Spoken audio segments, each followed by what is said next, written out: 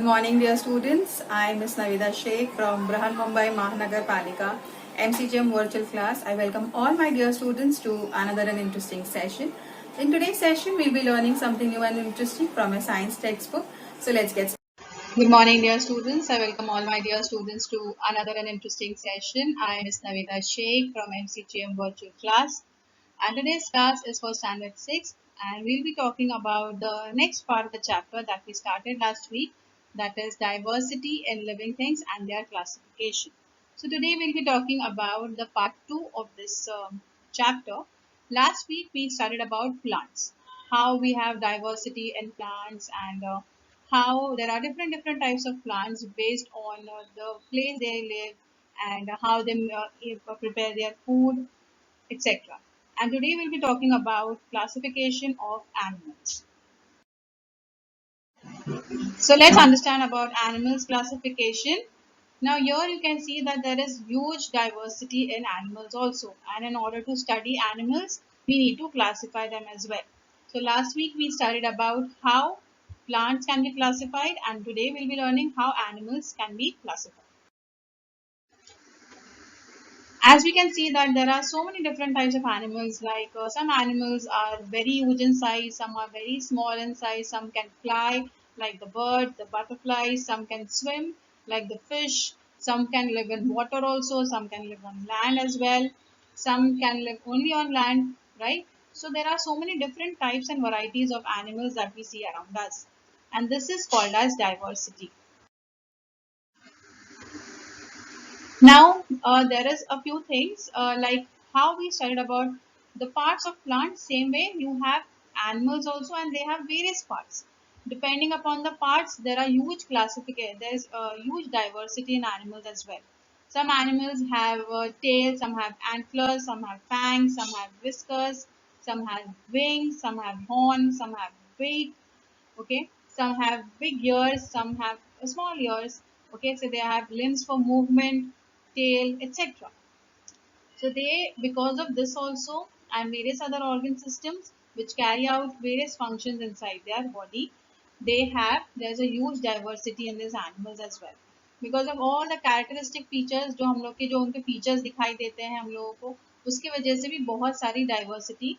There are different types of animals which are present on our earth. Let's understand diversity and classification in animals. Now, as you can see, there's elephant.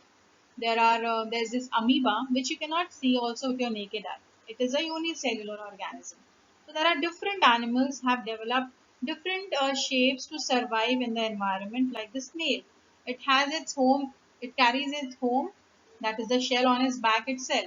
Okay, which acts as a protection for him.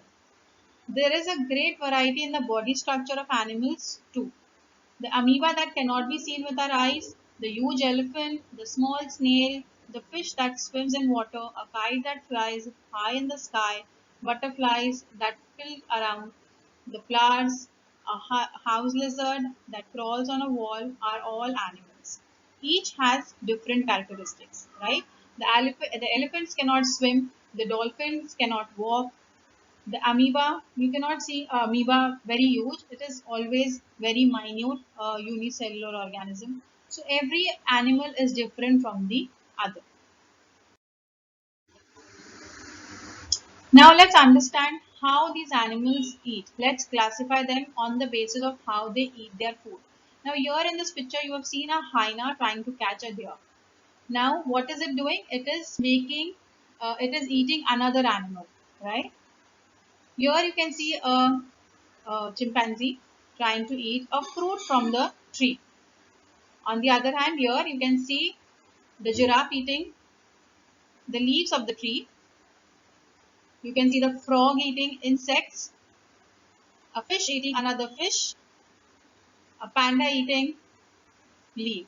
So different animals have different methods of obtaining and eating food. कुछ लोग hunt करते हैं, कुछ लोग plant को ही खा जाते हैं, कुछ लोग fruits खाते हैं. Some eat fish, some eat insects. Okay, so this leads to difference in their body structure also. ठीक है, तो fish का structure अलग है. Animals जो hunt करते हैं उनके teeth का structure अलग होता है. जो animals fruit और लीव्स खाते हैं, उनके दांत का उनके स्ट्रक्चर अलग होता है. So depending upon the way they eat and the way they hunt, their body shape has changed over a period of time. Okay. Let us classify the animals based on how many cells do they have, whether they possess one single cell or they have many cells. So let us see whether the animals are unicellular or multicellular. Here in this picture you have seen amoeba. We have studied about amoeba many a times. Amoeba is a unicellular animal. Okay. And one more example of unicellular animal is Paramecium. As they have only one cell and they perform all the functions with this one cell only. That is why these are unicellular animals.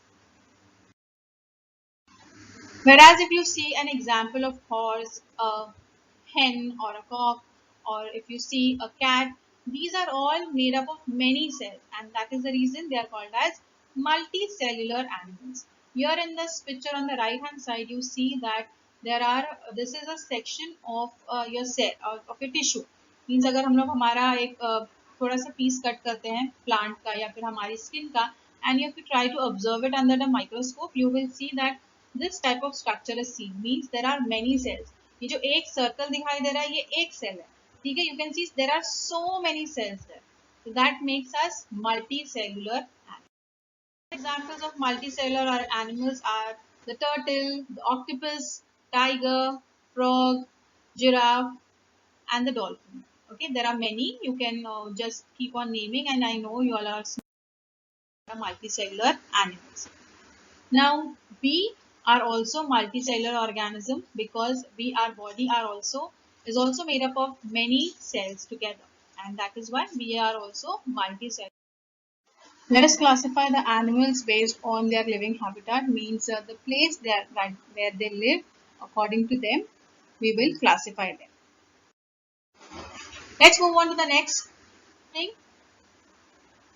Now here you see these animals like the tiger, the giraffe, the elephant. They walk on the surface of the land. They do not live in water, they live on land. So such animals which live on land are called as terrestrial animals. Okay? Animals like here in this picture you can see the tiger, it walks on the land. It doesn't walk in the water. ठीक है, जो animals जमीन पे चलते हैं उसे हम लोग कहते हैं terrestrial animals. So remember this. The animals which walk on the land are called as terrestrial animals. The animals here, examples are the fish, the jellyfish, the seahorse, the octopus. These are all animals which live in the water. They do not live outside the water. If you bring them out, they will die. So these animals are called as aquatic animals. जो animals पानी के अंदर रहते हैं, they live inside it. They can survive in water. Those animals are called as aquatic animals. Okay. The next type of animals are the turtle, the frog, and the crocodile. If you look at them, these animals can live on land also and can they live in water as well. If you see a frog during rainy season, you must have seen them on the street also near your house, and sometimes you must have seen them inside a pond also.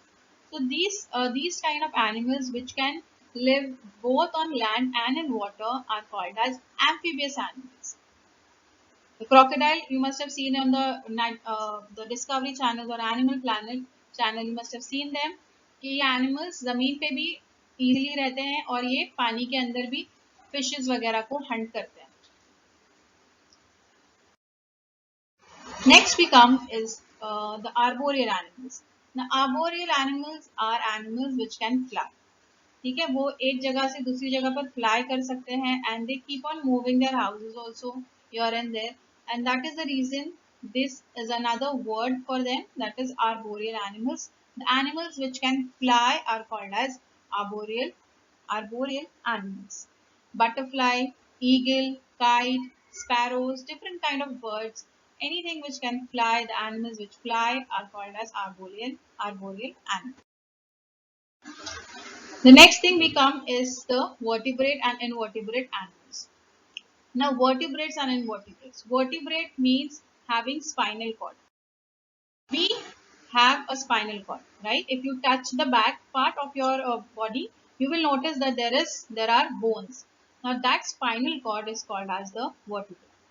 Same way, even giraffe has a vertebral column. That means they have bones in their neck and the entire part of their body. So this is called as vertebrate animals. The animals which have a vertebral column, that means spinal cord, are called as vertebrates.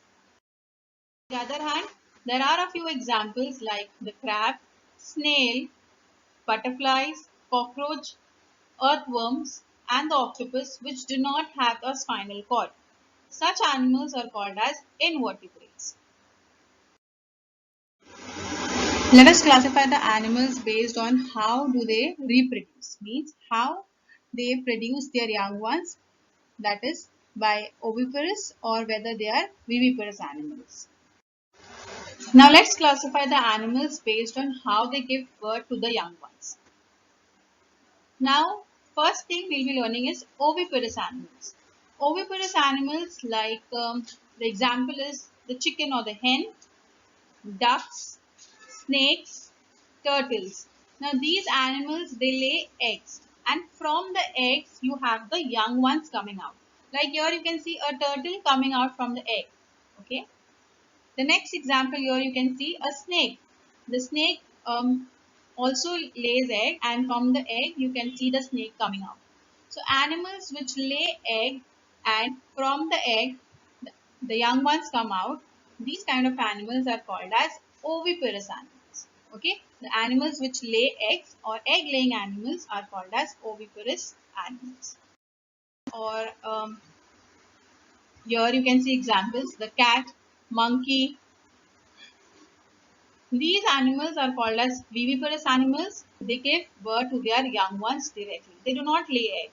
Okay? Like humans, we have, you must have seen in your house, you have kids around. Then you can see this elephant has a small baby elephant along with them. The dog has a puppy, the cat has a kitten, and you can see the monkey with a small child. These animals all give birth to their young ones. So these animals are called as viviparous animals. So I hope this part is clear to you all. Based on how they give birth, they can be classified. It is quite clear to my students. In the next coming period, we learn something new and interesting. Till then, thank you.